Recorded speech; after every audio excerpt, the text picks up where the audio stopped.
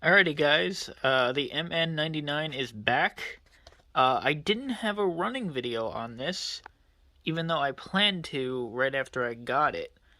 What happened was the receiver and the controller were all screwed up.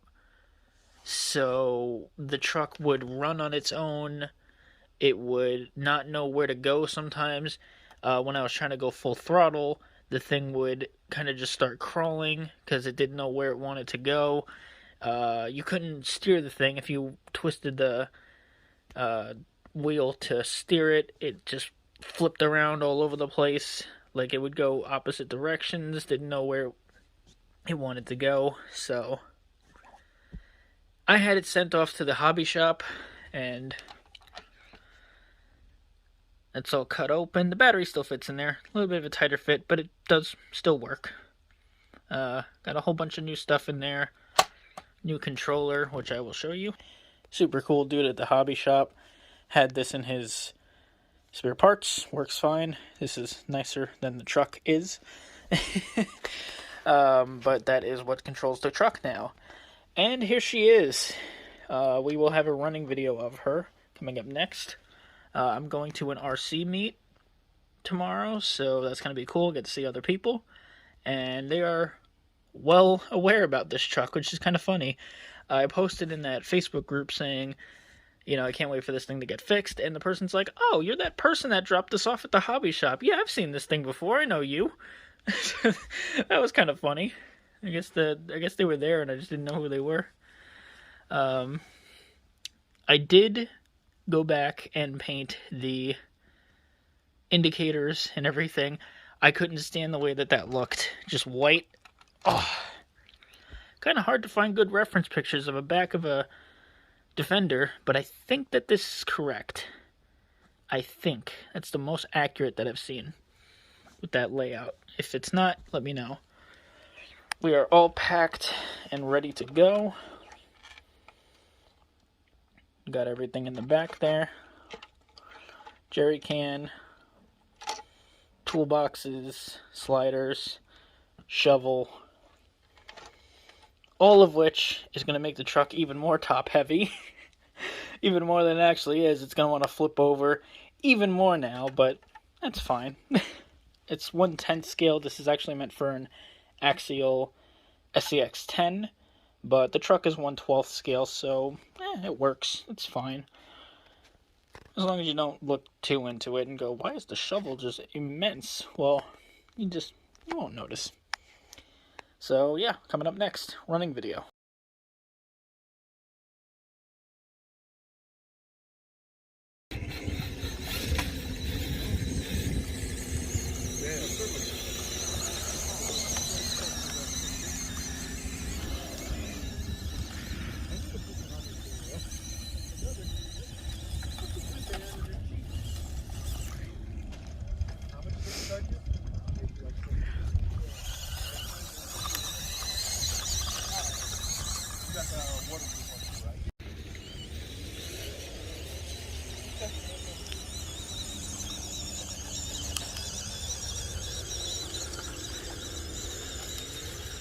It's actually doing pretty well in the sand.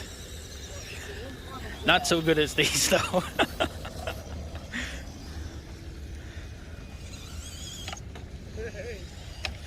Definitely more of a trail truck.